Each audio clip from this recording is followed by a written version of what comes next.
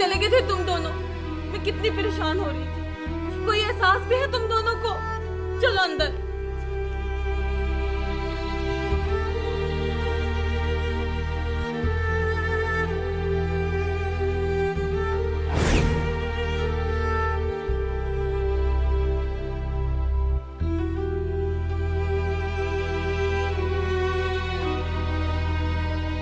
हालात बहुत ख़राब हैं। इतना ज़ोरदार धमाका हुआ है, दूर दूर तक आवाज़ आई है। बस अल्लाह खैर करे, कोई जानी नुकसान ना हुआ हो।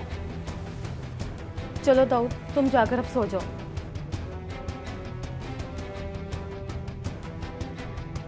शहराज, दहशतगर्दों का फिर धमकी का फ़ोन आया था। वो कह रहे हैं कि तुम ये जगह छोड़ के चले जाओ। अब हम क्या करेंगे? भाभी आप फिक्र ना करो, मैं अभी पुलिस वाले को कॉल करता हूँ।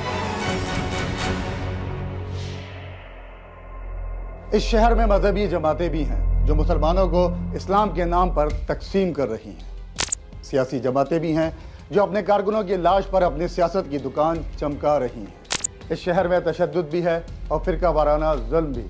इस शहर में टारगेट किलिंग भी है और दहशत गर्दी भी, और ऊपर से हुक्मरान वक्त की तवील खामोशी भी। इस शहर में शिया सुन्नी के नाम पर एक दूसरे की नस्ल कशी की जा रही है, लेकिन शिया सुन्नी आपस में भाई भाई हैं और बुरे वक्त में एक दूसरे की मदद के लिए शाना बशाना खड़े हैं, क्योंकि दोनों के खून का रंग सुर्ख है। इस घुटन में, इस दहशतगर्दी और गुंडागर्दी में अगर लोग जिंदा दरगोर नहीं होंगे तो क्या होगा? लोग अपने घर से बेघर नहीं होंगे तो अपनी जान कैसे बचाएं? तिनका जमा करके बना हुआ आशियाना क्या तुमने कभी रेजा रेजा होते हुए देखा है?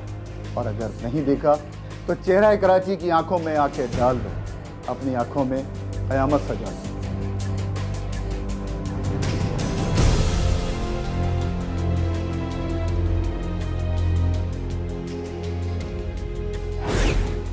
हेलो सर, अस्सलाम वालेकुम। जी सर, हम बहुत परेशान हैं। जी, मुझे आपसे बात करनी बहुत ज़रूरी है सर।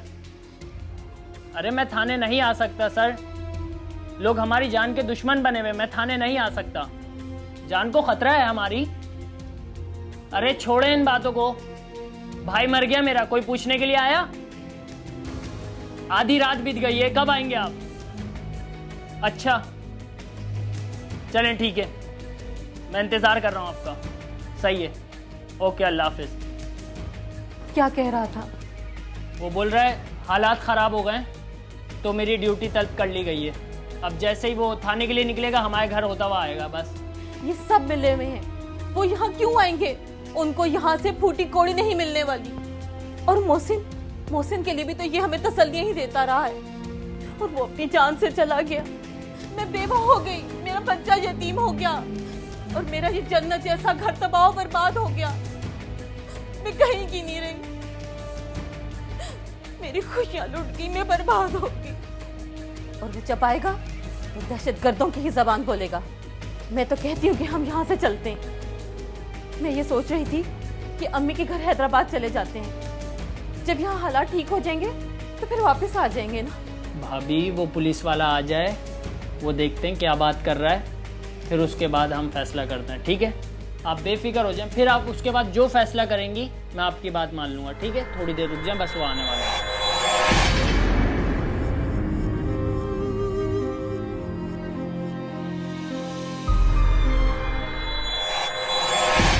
आजा सर, आजा, बैठ। भाभी, भाभी, इंस्पेक्टर साहब। जी बोलिए, क्या मसला आपका? इंस्पेक्टर साहब, जैसे फ़ोन मोहसिन की ज़िंदगी में आया करते थे, उसी तरह अब भी हमारे पास धमकियों के फ़ोन आ रहे हैं। सर हमारी जानों की कीमत ये लगाइए कि यहाँ से घर छोड़ दो। अब आप ही बताएं सर, हम क्या करें? मैं भी आप लोगों से यही कहने आया हूँ कि ये मोहल्ला छोड़ दें। जालिम को बचाने के लिए मजलूमों से कहा जा रहा है कि घर छोड़ दें। पुलिस किस लिए है, और किस दिन ये पुलिस गरीबों के काम आएगी? बस आप ये सोच लें कि हमारे भी छोटे छोटे बच्चे हैं। मैं क्या, कोई भी आपकी कोई मदद नहीं कर सकता। जो कानून की बात करता है वही मारा जाता है। सर आपने अपनी सफाई में तो सब कुछ बोल दिया, लेकिन कल को जब ये बच्चा बड़ा हो जाएगा तो हमसे सवाल करेगा, हम इसे क्या जवाब देंगे? कहीं ये बच्चा अपने बाप की मौत का बदला लेने के लिए दहशतगर्द ना बन जाए। जो धमकी तुम्हें मिली है ना, वही धमकी मुझे भी मिली है। सर आपकी बड़ी मेहरबानी होगी। अगर आपसे हमारा ये केस नहीं संभल रहा है तो ये हमारा केस किसी और के हाथ में दे दें। ओए दे दूंगा तेरी फाइल, लेकिन जो बातें तुम दोनों की मैंने सुनी है ना, कोई और पुलिस वाला नहीं सुनेगा। उल्टा केस बनाकर अंदर कर देगा, थाने बुलाएगा, झिड़कियां देगा, बेइज्जत अलग करेगा, उल्टा लटका कर खाल उखेड़ देगा। मेरी तरह यहाँ घर पे आके नहीं बैठेगा। कभी बुलाया तुझे थाने मैंने? सर आपकी बहुत नवाजिश है, बहुत मेहरबानी है हम पर। जी, क्योंकि मैं भी इसी मोहल्ले से हूँ। मेरी बात माने तो ये मोहल्ला छोड़ दें, बाकी आप लोगों की मर्जी है।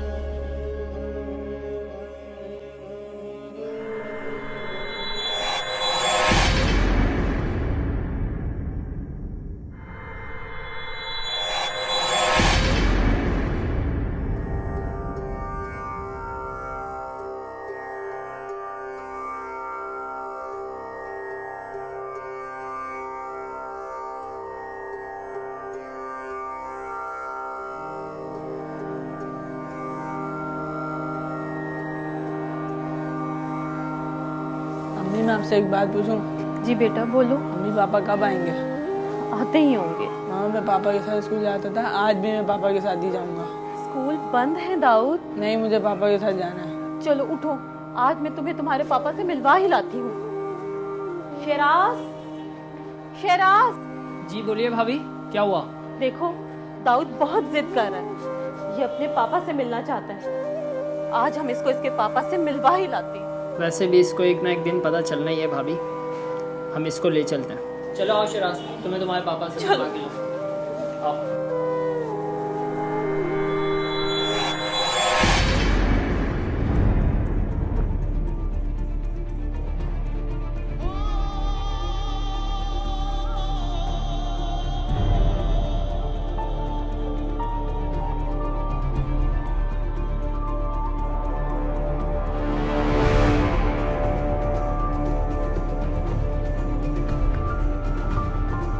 रोज पूछता था ना कि तेरे पापा कहाँ हैं, तो यहाँ है तेरे पापा। मम्मा मेरे पापा क्या मर गए?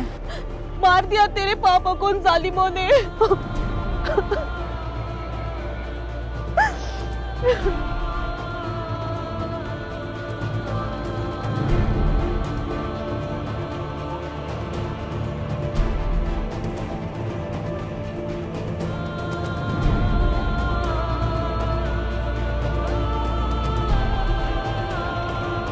या अल्लाह, और मुझे हिम्मत देना कि अपने बच्चे की कफालत कर सकूं, नहीं तो इस दरिंदा से दुनिया में बहुत सारे दरिंदे बैठे हैं।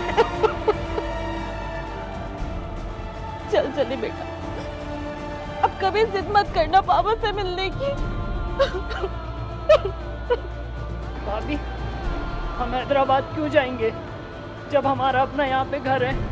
हम दूसरों के घर में जाके कैसे रह सकते हैं भाभी? तेरे भाई को तो खो चुकी हूँ मैं, मगर अब तुम दोनों को खोना नहीं चाहती, नहीं खोना चाहती मैं। जैसी मर्जी भाभी तुम्हारी, अब तो तुम ही बड़ी हो हमारी भाभी।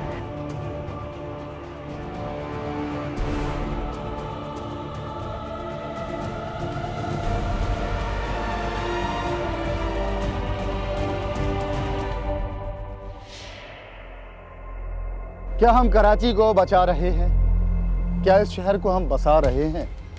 नहीं, बिल्कुल नहीं, बल्कि हम इसे लूट रहे हैं, अपने हाथों तबाह बर्बाद कर रहे हैं, इस शहर को अपने हाथों खो रहे हैं, ताकि इस मुल्क का दिवालिया निकल जाए और इस जमीन में दफन खजाने कोई और लूट कर ले जाए। इस शहर में जुल्म इस हद तक बढ़ चुका है कि लोग नकल मकानी पर मजबूर हो गए हैं और अपने आबा व अजदाद के बनाए हुए घर ऐसे छोड़कर जा रहे हैं जैसे पहले कभी हिजरत की थी। एक शायर ने ख्वाब देखा था, वो ताबीर किया, उसका सोचा ना था। बचा लो ए मुहिब वतन, हाक में वक्त, बचा लो अब भी बचा लो और होश में आ जाओ। ए मेरी भटकी हुई कौम, होश के नाखून लो, वरना लकीर पीटते रह जाओगे और रोने वाला कोई ना हो।